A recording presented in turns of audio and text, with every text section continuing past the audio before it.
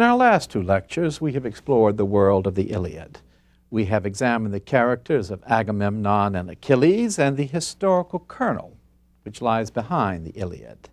In this lecture, we look at the Odyssey. Now, in our last lecture, we dealt with the question of what makes a great book. And I gave you a set of criteria. A great book must deal with a noble theme. It must be written in noble, elevated language. It must speak across the ages. It must be universal. And both the Odyssey and the Iliad fulfill these criteria. The Odyssey is the counterpart of the Iliad. And in antiquity, both were attributed to the creative genius of Homer.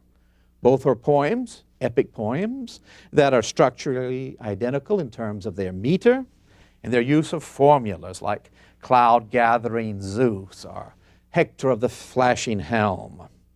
And with regard to story, the Odyssey is the sequel to the Iliad. But they are very different in spirit. The theme of the Iliad is war and honor. There is a fairy tale quality to the Odyssey.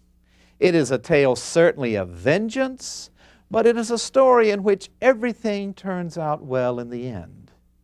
The Iliad ends with the death of Hector. Like life, it must end in death. But Odysseus is reconciled even with the descendants of those he has had to take vengeance upon. And the goddess Athena appears, and with the thunderbolt of Zeus says, "Enough of vengeance." They are also very different, the Iliad and the Odyssey, in terms of their central characters.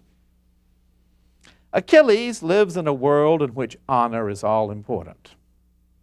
Pride and honor are certainly part of the character of Odysseus. But Odysseus is also a survivor.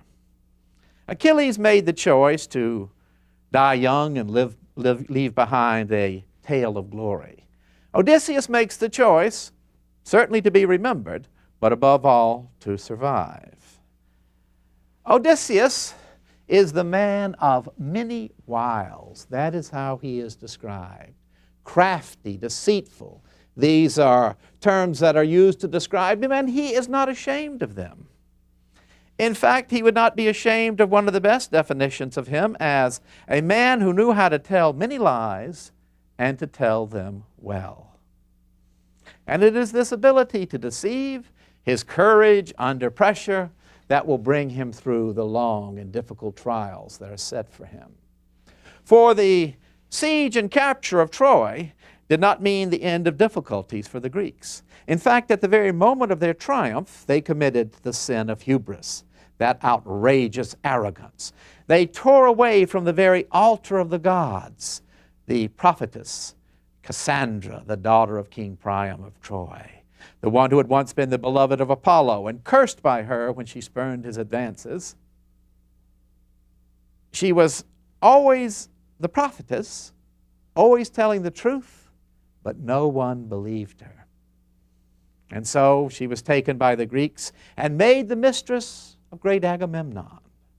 But it was sworn by the gods and goddesses, even Athena, that the homecoming of the Greeks would be difficult. Few indeed were those who came home easily.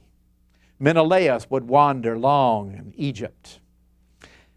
Agamemnon himself would come home quickly and to glory, only to be murdered by his wife and her lover. But most of all, Odysseus would suffer.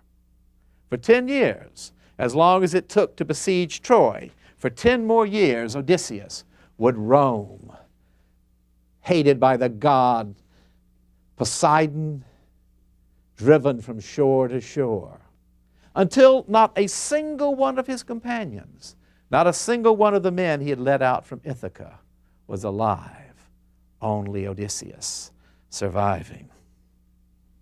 That is how the story begins.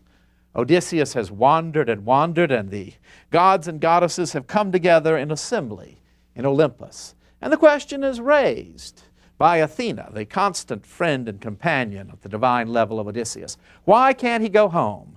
And Zeus says, I think he ought to go home, but you know Poseidon is still angry at him.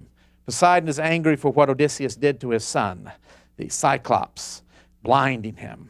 But Poseidon is away visiting the Ethiopians at a banquet. And so let us let Odysseus go home.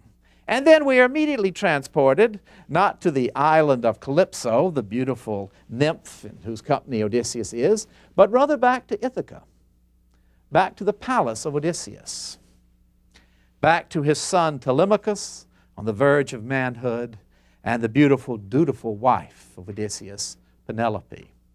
For there at Ithaca, in the long absence of Odysseus, greedy nobles have infested his palace. They pay court to Penelope, begging her over and over again to marry them, eager to enter into the estate of Odysseus, treating with contempt his son Telemachus, and eating up all his food and drinking up his wine, telling her that Penelope, that Odysseus must be dead. And our first glimpses of the character of Odysseus come through others. For his son, urged on by Athena, goes off to learn about where his father is. He goes to the palace of Nestor and then on to Sparta to meet with King Menelaus. And from these companions of Odysseus in the trials of the Trojan War, we learn of his bravery, of his ability to react under pressure, and we meet the wonderful scene of Menelaus and Helen, because Helen has survived. The Trojan women have been led off into slavery. Troy has been burned. Hector is dead. But Helen survives. Her husband thought about killing her when he took her captive, but her beauty was such, he brought her home. So we learn in the Odyssey that perhaps bad acts don't always have immediate consequences. Helen is another survivor. She is still beautiful, and she immediately recognizes that this young man must be Telemachus. He looks so much like his father. And she describes the might of Odysseus, his ability always to solve situations. And Menelaus pays the highest tribute to Odysseus. He says, he also has courage in desperate times, not just on the field of battle, but he's cool in head. I tell you what, we were in the wooden horse, and Helen, my wife, was going around the wooden horse, speaking in the voices of different ones of our wives. I don't know why you did that, dear. Oh, they made me do it. That's why I see. Well, at any rate, she was doing that because, I mean, I know you wanted us to win. That's right, I did. But at any rate, she was calling out in these names, and several of the men wanted to bolt. That must be my wife down there. She must somehow be a captive. And Odysseus alone kept us cool and ready for the moment of action. So you know Odysseus is a man that you would want with you. So we see Odysseus revealed through the eyes of his son. And then we are finally put face to face with Odysseus. He is on the island of Calypso, and she wants him to stay. He has been there with her for 7 years. He sleeps with her, but by day he sits by the sea and weeps. He wants to go home. He wants to return. And the god Hermes is sent down to bring the message to Calypso. He must be allowed to go home. And so she builds him a raft. But Odysseus never trusts anyone. That is part of the reason he survives. And he is not sure that she has not become mad at him and somehow going to drown him. And so he works on the raft himself and makes sure that it is seaworthy, and then sets sail, leaving behind Calypso and getting almost to Ithaca, his beloved homeland. He can discern its mountains, smoke rising up from its farmhouses, when suddenly Poseidon is there. He's come back from his banquet. He is outraged and sends this storm. And Odysseus is dashed from his raft and washed up on a faraway island. But he never loses his spirit. He always perseveres, finds himself a little cuddly bed under leaves, and the next day sees the beautiful princess of the island, Nausicaa, daughter of the king, come to wash her clothes, presents himself, and is taken back to the great hall of the king. And there, recites his magnificent story, all the tales and adventures that he has had, sings them to the accompaniment of a lyre, sings them in the great hallway, just like the hallways we saw in Mycenae and at Troy, and entertains in his most pregnant moment. For it is upon the value of his story, his ability to win the trust of the Phaeacians and their king, that his chance to return home rests. And so he tells them, they have heard of Odysseus. They have heard of all the sufferings of the men who fought at Troy. And he tells how once the city had been taken, he had his chance to get back home. But he went back to stay with his comrades. And then led his men on an expedition to the land of the Ciconians. This is historical. A place in Thrace. They raid it, they plunder it, they take away the goods that they want, they kill the men in battle. But from then on, Odysseus leaves the historical map, geographical certainty, and takes his audience and us through a fairy tale land. First to the land of the lotus eaters, where his men who are sent forth to explore the territory on a reconnaissance mission find these magnificent fruits that if you eat of them, you lose all memory and never want to go home. And he has to jerk his men back to reality, the land of the lotus eaters. We think of Egyptian frescoes holding lotus blossoms up to their nose. And we think of the strong trade that went on between Egypt and Mycenaean Greece in the very age of Odysseus. And we wonder if we're still in the historical world. And then to a land that makes us more skeptical. A beautiful island, land, the ship rests in the harbor, and Odysseus, with a small number of his men, crosses across to a larger island and to a cave. And they enter the cave, and it's filled with cheese and milk in great pails. And they see the inhabitants of the island, gigantic figures. They are, in fact, the Cyclops, who fear not even Zeus himself. And there in the cave, Odysseus and his band of men are when one of the Cyclops, Polyphemus, comes in. And the question he asks is typical of the age. Are you pirates? Not necessarily that it's bad to be a pirate. It's just that there are lots of pirates, and that's how some people make their living, like asking, are you a used car salesman? Not exactly respectable, but still, people do it. So are you a pirate? Yes.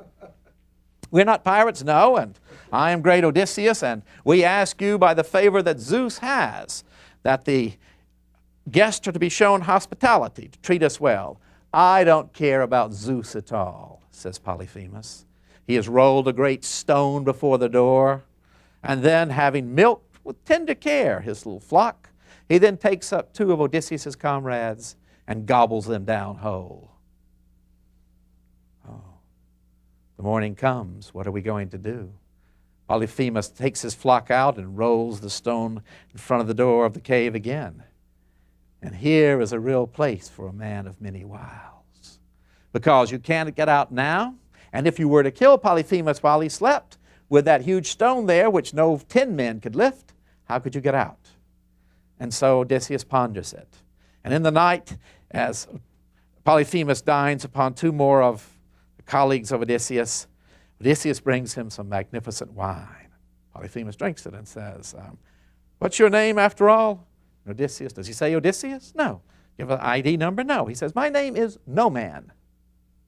No Man, all right? Well, I tell you what, No Man, this wine is so good, better than anything we have on our island, that I'm going to give you a great gift. Now, Odysseus has a little greedy side to him, and he immediately asks, well, what is it? And I will eat you last of all. There they are. But in the night, his wiles do not fail him. Odysseus takes a great stake.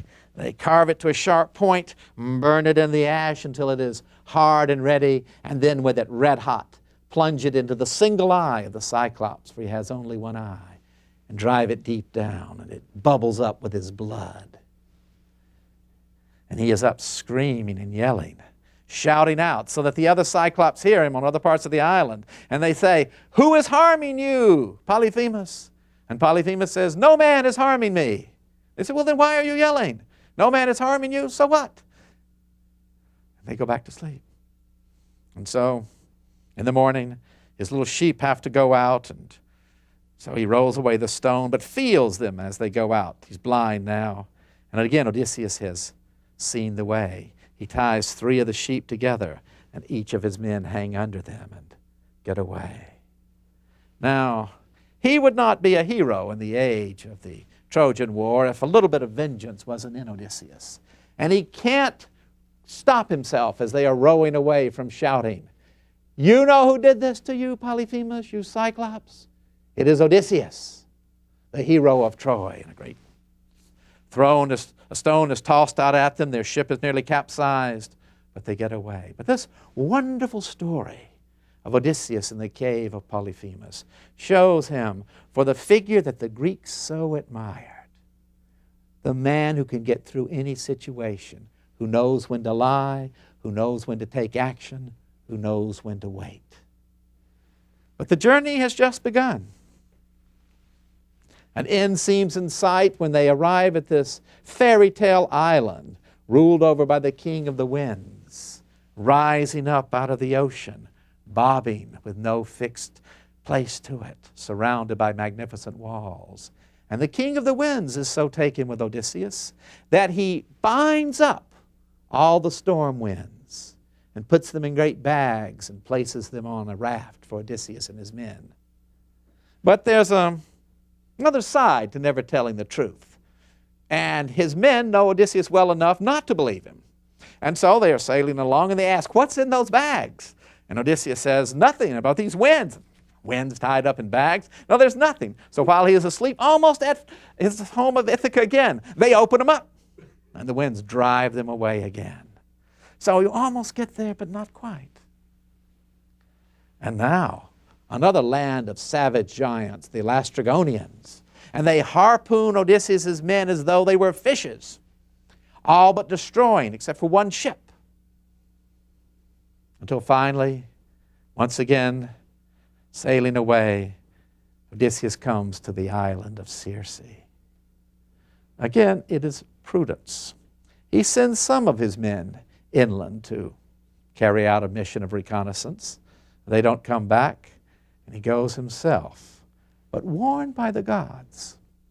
Because you see, Odysseus is throughout this beloved of Athena. She steps in again and again as a personal savior for him. She warns him what's going to happen, and through the medium of the god Hermes. And he gets to the place of the witch Circe and finds that she is able to turn men into animals. And she has turned his men into little pigs. And they come up to him. They can't talk, but they sniff him and kind of cuddle around him. And finally he goes into her home and she offers him this drink that will turn him into a swine. Even though she's a woman, he pulls his dagger upon her, threatens to kill her. And then, having made her turn his men back into real humans, goes to bed with her. While Penelope is supposed to be dutiful, Odysseus is not, and she is one more of his conquest, and she now gives him the information he needs, where he must go, and it is depressing information. He must go down into the underworld,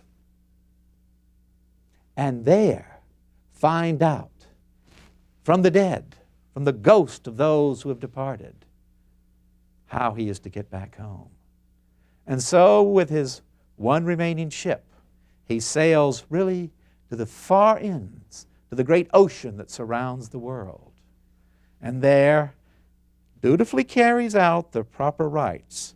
If you observe, Odysseus is faithful to the religion and faithful to the specified sacrifices of the gods and goddesses. He is pious.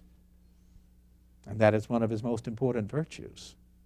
And so, the ghosts appear. They want blood. They want to drink blood. And he has to hold them back by the sword until he can find the information he needs. And again, Tiresias, the ancient blind soothsayer that we know from plays like Oedipus the King, talks to Odysseus and says, yes, you will get home if you do the following, but even when you are there, there is no end to your troubles. You will have to walk all the way inland carrying an oar upon your shoulder. Till you meet somebody who says, what is that thing on your shoulder? That far must you go from the sea. And in Greece, where nowhere is very far from the sea, it would be a daunting task. But again, Odysseus does not give up. He meets with the shades of those who have gone before, like Achilles, who asks, how is my son doing? Your son Neoptolemus is a mighty warrior. He fought and took Troy with never a scratch upon him. And Achilles says, how I long to be in the world above. It is better to be a slave toiling in the world of the living than to be king of the dead. And then Agamemnon. The story of Agamemnon's return is a leitmotif in the Odyssey. It meets us at the very beginning of the story, where Zeus complains and says, why do mortals say that we bring troubles upon them? They bring troubles upon themselves. Look at Agamemnon. He comes home in glory, and his wife murders him, his wife and her lover. And again, here in the underworld, Agamemnon talks to Odysseus about his sad fate. I came home, and they lured me into the palace. I was in the bathtub, and they spread a net around me, and they struck me down. They killed me in my own home. And the theme, of course, is the treacherous wife Clytemnestra as the foil to the dutiful Penelope. But perhaps a wife is but the reflection of the husband. For the gross outrages, the arrogance that marks an Agamemnon is never part of the way of Odysseus. So his wife is prudent and dutiful. His own mother is there in the underworld, and one of the most touching scenes, again, Homer's ability to capture the emotional reality. Odysseus says, why are you dead, Mom?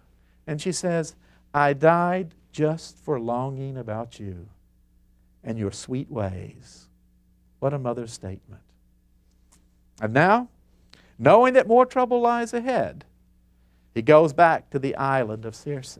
Now, once again, he can stay on this island with this beautiful nymph, but he chooses not to. He doesn't know what is in store for him at home. But he sails on, even though the way is going to be difficult. He must sail past the sirens, these creatures with magnificent voices that lure men to their death. Now again, Odysseus likes adventure. He's avaricious, likes adventure, and he wants to hear them. So he stuffs the ears of his men with wax and has them tie him to the mast of the ship. He begs to be freed, but is kept there and hears the beautiful voices of the sirens. Past Scylla and Charybdis, these savage monsters that rip most of the rest of his men from the ship. And then finally, to rest on the island of the sun god. Now there's one thing his men must not do, and that is eat the cattle of the sun god. Now they have plenty of provisions at the start, but the gods test Odysseus one more time. For it is almost as though this most beloved by the gods also must be tested most. And so the winds don't blow. The provisions run out. And his men, despite his orders, slaughter and eat the magnificent cattle of the sun god. Now they know they've done something bad at the very start because the very skins of the creatures begin to crawl and moan. But the deed has been done. And when the winds do begin to blow again, a terrible storm comes up, drowns the rest of them, and only Odysseus survives, washed up on the island of Calypso. Now his audience has been hanging on every word of this story there in Phthia. But the queen raises her hand and says, that is a magnificent story. But the king and queen both say, we know that you are such a man of honor, Odysseus, that you wouldn't just come here and entertain us to win our goodwill with a bunch of lies. It's almost as though Homer is signposting us. Don't look too hard for the land of the Cyclops. Don't take a travel tour based on going in the wake of Odysseus. Maybe none of this ever happened. For Odysseus is a man who knows how to tell many lies and to tell them well. But we like the story so much that we're going to send you back home. Once again, he can stay. Be greatly honored. The king of the Phaeacians is much taken with Odysseus, and Nausicaa, his beautiful daughter, wants him to stay. But think of me sometime, he says to Nausicaa, but I am going home. And finally, in the ship of the Phaeacians, he arrives home at Ithaca, asleep. Right there, the very beginning of Book 13, Homer tells us what his theme is. For Odysseus is put down by the Phaeacians in this cave.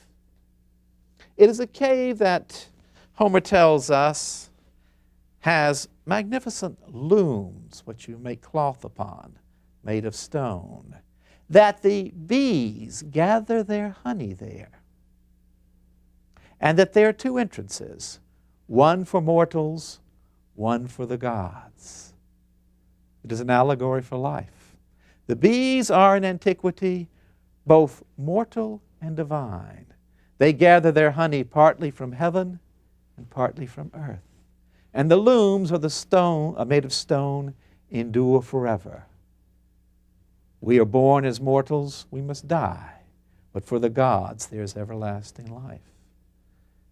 And life is but a journey. And Odysseus has finally found his harbor, his cave of safety.